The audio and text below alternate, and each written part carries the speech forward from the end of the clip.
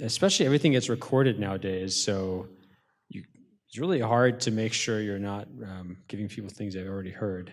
But something which I'm pretty confident I've never talked about before, when I first started reading the Quran, I was, I think, 19, and I was taking a class on Islam, and I got starting to get really interested in it. I was not Muslim at the time, and I went to the bottom floor of Georgetown Library, where all the books on Islam are, and I got Muhammad Asad's Message of the Quran hard copy out, and I sat on the floor of the between the stacks, and I just sat there reading it, and it was kind of cheesy to say this, but obviously in high school I'd seen Lawrence of Arabia, like every American had, and I remembered some of the verses. And there's a scene in Lawrence of Arabia where they're reciting the Quran, and they're all sitting there, and I remembered the verse. Have we, where did we not find you an orphan and give you shelter? Or did we not find you poor and enrich you? Which is from Surah Al-Duha, right? And I remember trying to go through the book to find these verses, because it was like the one thing I had to identify. And I found them, and it made me really happy. And then I got my own copy of Message of the Quran, Muhammad Asad's translation, and over the next year, over which point, at some point I became Muslim, and I wrote down, every time I saw a verse that I felt meant something to me, I would write down what it meant to me with the verse number and the date. And these papers, it would go to the front page and the back page and the front page and the back page, papers and papers and papers. Probably now 10, was in the end about 10 pages till I'd read the whole Quran. And so when I got asked to present here, I thought, it'd be really interesting to go back to those pages, which were still stuck in the somewhere in the Muhammad Asad translation of the Quran I took it down off the shelf, opened it up, and there was all these old pages. And it was so interesting to go back and read how I had been reacting to the Quran back then. And it was beautiful, because both I realized how much different what I think about is now, but also it actually kind of reignited these little fires of passion and interest and reflection that had been there as this 19-year-old boy had been reading this. And it was really funny, because a couple times I wrote verses, and I wrote you, underline, clearly trying to say that this applies to you. And so I looked at those, and they were really interesting, and it was the verses like, in Surah Luqman, when the person's on the boat in the ocean and it's tossing them, and then you call out to God in mukhlasan lahu ad-din, in sincere in religion, and then God saves you, brings you safely to the shore, and then minhum muqtasid. There's people who I don't think it was because of God saved me. It was just the captain of the ship was really skillful, or I don't know. This is just normal to be saved. Just most airlines fly, land safely, things like that, and I could see, wow, I have the same problems. So clearly one thing in my personality was the same, which is these verses applied. But I guess my advice would be, and something I should do, and which I stopped doing, but I'm going to start doing again, inshallah, is to make notes as I read the Quran, and to kind of document my interaction with it, because not only does that make, kind of give you a regimen to follow, but it also is there as an archetype, or as a kind of archive for your future self, inshallah, and then, for your kids to go back and look and see how their parents were reacting to this. And it kind of, I don't know, just builds a record of that relationship. Jazakumullah khair. Thank you. Jazakumullah khair. Can I see a show of hands who take notes as they are reading the Quran? MashaAllah. There are many people like you, mashallah, alhamdulillah, that's great. We'll come back to Dr. Brown and Dr. Alvani later on, but let me move to Dr. Rajab, and we give him a majid to breathe a little bit more. Dr. Rajab, likewise, if you could walk us through your experiences. But let me ask also a question to you. there may be audience members who may not have an easy time to connect with the Quran on a linguistic level, perhaps, for lack of Arabic and as such. You come from a country, from Turkey, whereby this is a common problem, but at the same time, this relationship, love of Quran, and then deep connection is also, very high. This veneration for the Quran. Can you walk us through, this a little bit, both your personal experiences and also for those of us who may not have the linguistic skills, how to actually, develop those, but also how to connect with the Quran in different ways? Yes. أعوذ بالله من الشيطان الرجيم بسم الله الرحمن الرحيم الحمد لله رب العالمين والصلاة والسلام على رسولنا وحبيبنا وطبيب قلوبنا وشفيع ذنوبنا محمد وعلى آله وأصحابه وإخوانه من الأنبياء والمرسلين أجمعين. My first connection to the Quran was through my father, who is Hafiz al-Quran, memorized the whole Quran when he was a child. This is a common practice in Turkey, and probably Turkey is the country where highest number of children memorize the whole Quran, and it takes 2 years for them to memorize it. We have a special way of memorization of the Quran, which we begin from the reverse of each juz to the beginning. It's very different than the way it is memorized in other countries. This is a special method developed by the Ottomans. And so my father is Hafiz al-Quran.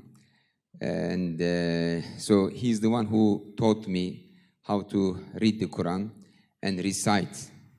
Because his teacher was raised by another reciter of the Quran who was educated in the Ottoman palace, the Enderun school. So he was named Enderuni, which is the palace school. So he carried this style of recitation of the Quran, and I learned from him how to recite the Quran. But what I learned more important from my father, how to practice the Quran. Because when Sayyidatna Aisha radiallahu anha was asked about Prophet Muhammad sallallahu alayhi wasallam, she did not say he used to recite the Quran beautifully. She said he was a walking Quran. So which means that he practiced, Rasulullah sallallahu alayhi wasallam practiced the Quran. So this is the best way of connecting with the Quran, practicing the Quran. So I learned from my father not only reciting the Quran, but also practicing what's in the Quran in a very humble way. So he doesn't know Arabic, but when he read the Quran, I think he understood what's in the Quran in a spiritual way. And sometimes you don't need to understand linguistically. You feel it. And sometimes like understanding the literal or linguistic meaning of it may not mean that you will get a better spiritual connection with the text. So my father venerated the Quran, and those students who memorize the Quran in Turkey in a young age, they venerate the Quran. They show the utmost respect to the Quran, and also those students who memorize the Quran, they are respected in the society because they are hafiz of the Quran. They memorize the whole Quran. So this is a miraculous aspect of Quran that people who don't even understand the meaning of it still enjoys reading it. You know, because the miracle of the Quran, not only in its linguistic meaning, there are other dimensions, miraculous dimensions of the Quran. And even if you don't clearly detect and identify it, you feel it. And my like most important personal experience with the Quran is that I have a problem that I can never read a book twice. It becomes very boring for me, except the Quran and the Hadith. You know, I never get bored of reading the Quran. And each time I read it as if I have never read it before, like new meanings emerge, and I feel that it's fresh, as if I read it for the first time. And so each time I read it, I feel the pleasure of reading of it, because Allah Ta'ala put a spiritual pleasure in reading the Quran. Whether you know the language or not, you feel that pleasure. And also in the Hadith, Rasulullah said, those who have difficulty while reciting the Quran, they get more rewards because they make more effort to read it and to recite it. So our connection with the Quran may be different than the connection of like Arab Muslims who know language. But knowing Arabic language does not mean that they understand Quran better, because as I said, there are like multiple levels of the meaning Quran communicates. And the most important thing is to hear without an ear what is said without a tongue. Thank you. Jazakumullah, Dr. Recep. May Allah increase our love and respect for the Quran, and may He allow us to connect with it both linguistically and spiritually in every way, inshallah. Imam Majid, you are, most senior to many of us over here, and you have many years of experience teaching about the Quran and as such. Can you walk us through your personal connection with the Quran? What are some of the practices that you do to nurture that relationship and to keep it alive? Bismillah, alhamdulillah, salatu wassalamu ala rasulillah.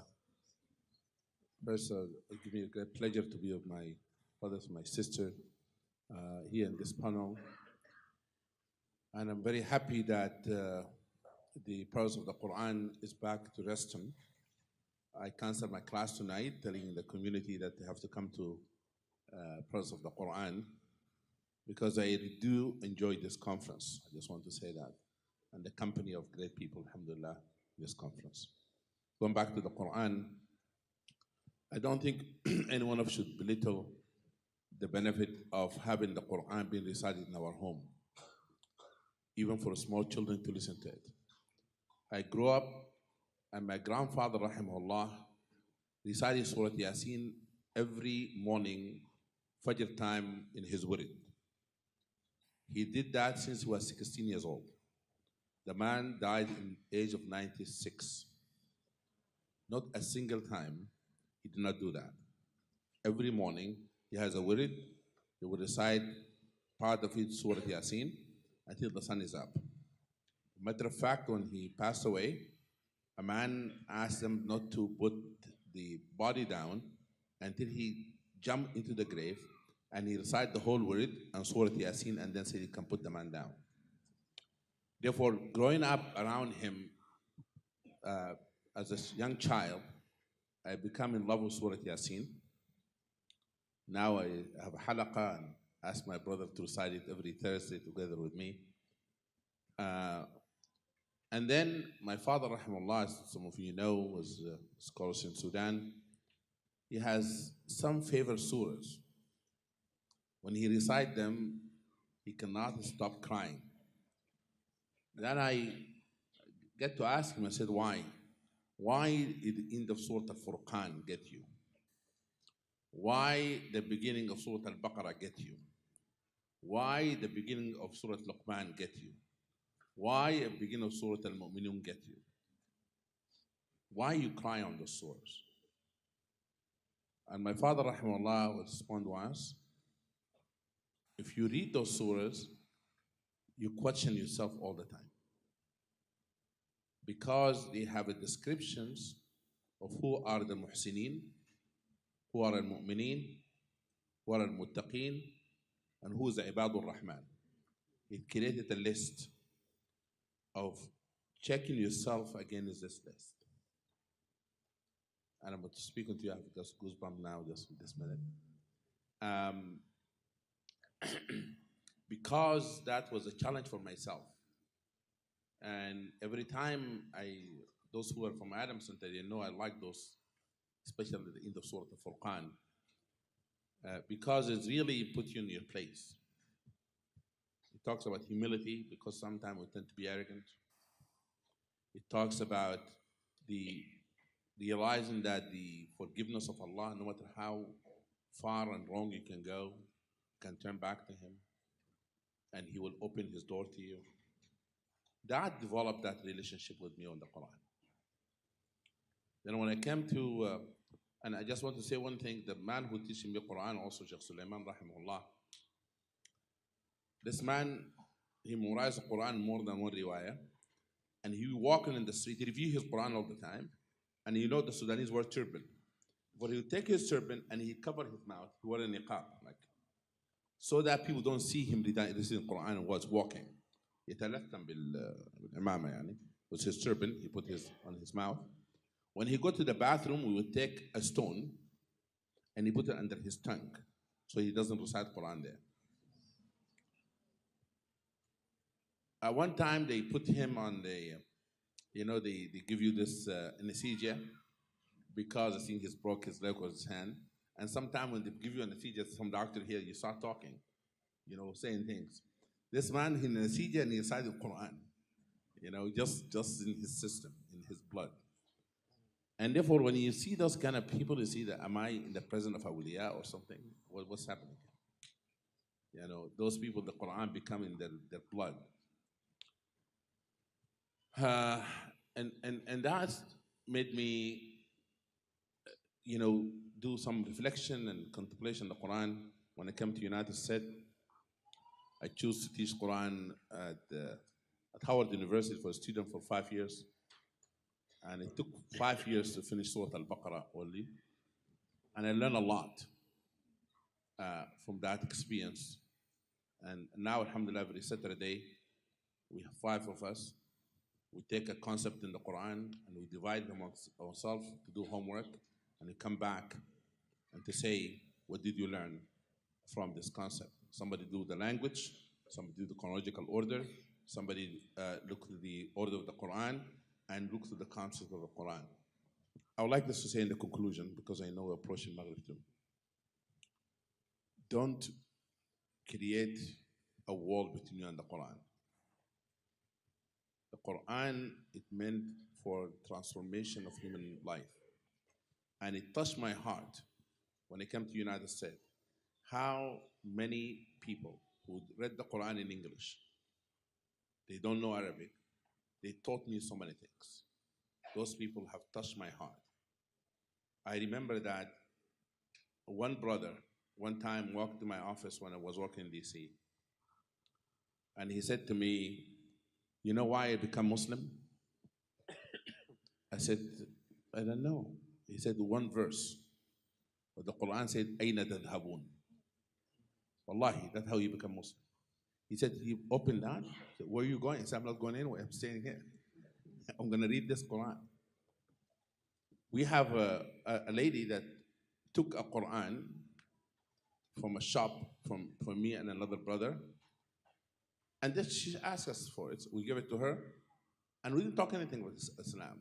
2 years later, she accepted Islam. It happened that I was in the place where she accepted Islam. My point here is this. Quran, translation even in English or in Urdu and Farsi, have guided so many people. Because Allah subhanahu wa ta'ala, when you come to Him with sincere and open heart, will never close the door. Jazakumullah for that, Imam Majid. MashaAllah. Being in academia, sometimes you start writing articles like, what is the United States? Where is the United States going? And then, the verse, Planet heaven, comes to mind. I just want to ask a few questions, and anyone, may feel, comfortable to answer. But one of the questions is actually our program for this session also starts with this. What do we do when the Quran and reading the Quran leads not necessarily to answers, but to questions? What do we do and how do we approach the Quran and what we are reading when a verse prompts several more questions? Any reflection on this, Dr. Albani? Maybe I may ask you to. Yeah. Bismillah ar-Rahman ar-Rahim. Subhanallah, and this is the blessings of the Quran. It's dialoguing all the time. It's when even you start with Surah Al-Fatiha and you read and recite Surah Al-Fatiha, it's really, when you start with Alhamdulillahi Rabbil Alameen, you have to ask yourself, Rabbul Alameen, who is the Lord of the worlds, and what kind of worlds? And then you move from Ar-Rahman Ar-Rahim, and by itself, I know maybe you're asking about more questions, like critical questions, that maybe sometimes leads to confusion. But that's the beauty of the Quran. And not only the beauty itself, as much as the beauty of the Quran demanding the readers, inviting them to engage all the time with this book. When you start asking the question, and the question is difficult and you can't find the answer, it forces you to go back and read more about the Quran, the ayat itself. Because maybe you find the when you read the ayah, and then you ask yourself that difficult question. The Quran maybe will not answer you immediately, because inviting you to come, challenging you, in fact. It challenges the readers to come back and ask and then read more about the concept. Imam Majid mentioned about the idea of the words of the Quran itself. Though if we understand that each word of the Quran is a concept, even when we say Alhamdulillah itself is a concept. But when you come to ask the question, okay, now you have Rabbil Alameen in Surah Al-Fatiha, then you trace the ayat again with the entire book. Not only you stop in one surah. And this is, I think, the start, that when you believe that you read the Quran holistically. And I have many students, of course, and usually my style in teaching, my students, most of them are Christians and maybe even non-believers. But, and they're studying Islam. So from the beginning, I start with them with the Quran. And it's amazing how many times it's, and I'm teaching this week and a week before about ethics, and this is from the Quran. They have, of course, difficult questions about maybe the shaitan and the day of judgment and death, and how you answer theological questions when it comes with the Quran. But subhanallah, immediately when they start reading the ayah, the verses, they don't stop after that. And I ask them to read maybe Surah Maryam, Surah 19, especially if they're Christians and asking about Maryam and Mary and Jesus and all this. And I found them the next week, they come and they say, we read not only Maryam, but we went back to Ali Imran, and then we discussed also Surah Al-Ma'idah with 1 week, because they found themselves that the title maybe of their question, and especially they speak English, of course, so they go to the translation. So with the title of the they will go back to the surahs and have that dialogue all the time with the book of Allah subhanahu wa ta'ala. So the answer may not be immediate, but it's inviting the readers to engage more with the book of Allah subhanahu wa ta'ala and connect the words and connect the surahs together to find the accurate question, or not the answer maybe itself, but as much as to lead them to more, to take that journey even deeper. Alhamdulillah, thank you so much. So the idea is to make the Quran a journey and then to engage with that. Thank you so much. Dr. Brown, maybe I can invite you to also sort of chime in on this subject. I mean, I don't know if this is controversial or not. I get a lot of people yelling at me on Facebook for this, but I can't tell how much that reflects reality versus whatever the heck Facebook is. The study Quran, the HarperCollins Study Quran, is extremely valuable, useful resource.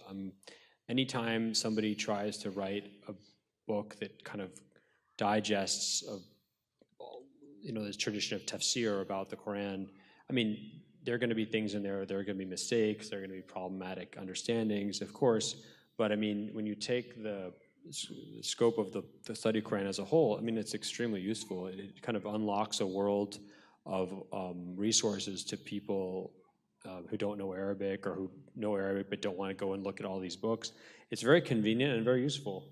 So I'd say that's a great place to start, just to find different interpretations of verses, kind of managed well for you. And then, of course, the best thing is to ask people you respect, scholars that you respect and who've earned your trust. If you're lucky to have them, I know this is there. More of them now than there were, but there's still not enough. Thank you so much. So for those resources, I mean, this is Dr. Hussein Nasser's version, the study Quran.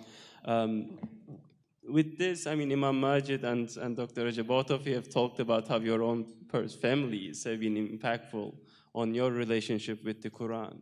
I wanted to ask, what are some of the practical tips that you would suggest to families here who would like to develop this, nurturing their relationship with the Quran, especially in regards to younger generations, or for those of us who don't have families, how they could, as a group, develop this relationship with the Quran? What are some of the practical tips that you think we can follow?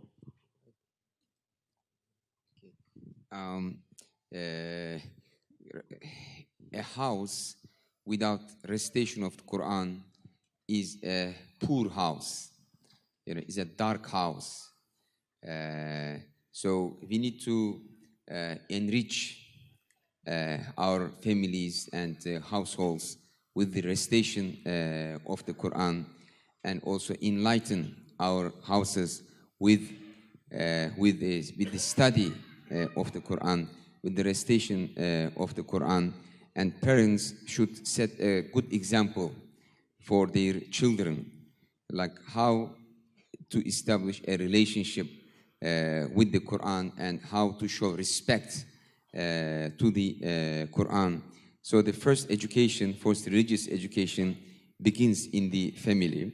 I mentioned how my father taught me the Quran, and my Quranic education came to its highest point with my study with my Sheikh Muhammad Amin rahimahullah.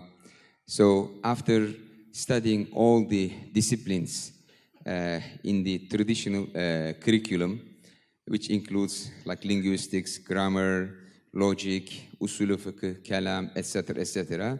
And at the end he said, now we will read the Quran and make tafsir of the Quran. So we started reading the Quran. So this was the last thing, he taught me. And with this, my education ended with him.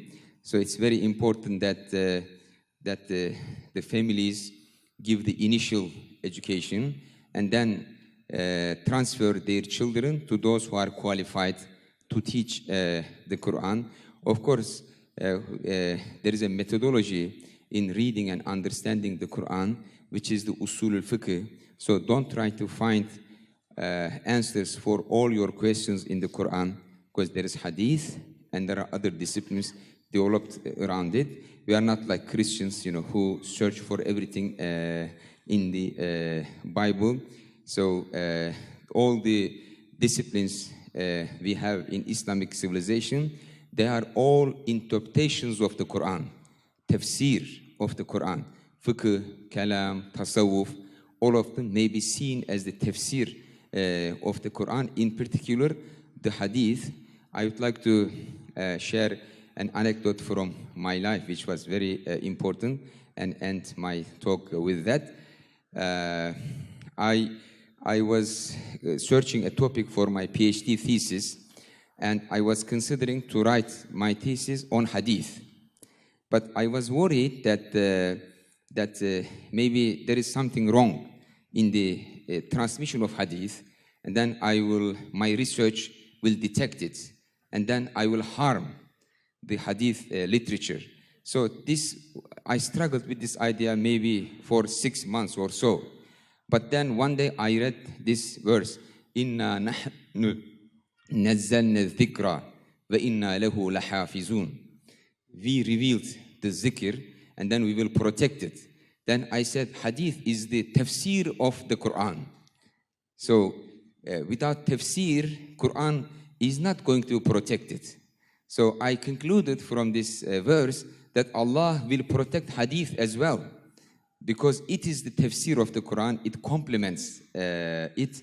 So when we read the Quran, we should also complement it with reading of hadith, because it is the best commentary of the Quran. And I don't recommend people to read a simple translation of the Quran.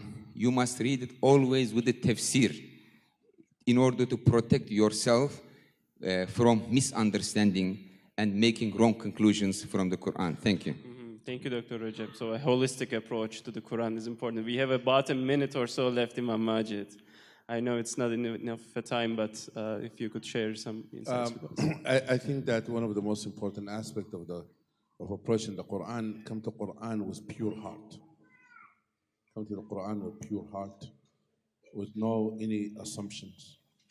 And when a person have something they don't understand, should not make it up. You should not shoot off the cuff, as they say. You should study, research. But I have no doubt if a person come to the book of Allah subhanahu wa ta'ala seeking hidayah and guidance, Allah will not turn them away. As Allah says, هُدًى لِلنَّاسِ وَبَيِّنَاتٍ مِنَ الْهُدَى وَالْفُرْقَانِ. It is a guidance to humanity. Therefore, if a person هُدًى لِلْمُتَّقِينَ is a guidance to the muttaqeen, if you come to it seeking guidance with sincerity and using the right methodology as it's been said, you will never go astray, inshallah. Jazakumullah khair. Thank you so much to all of you for opening your hearts, opening your experiences to us. Inshallah, that's of great benefit to all of us. Please join me in thanking our panel for this great reflection.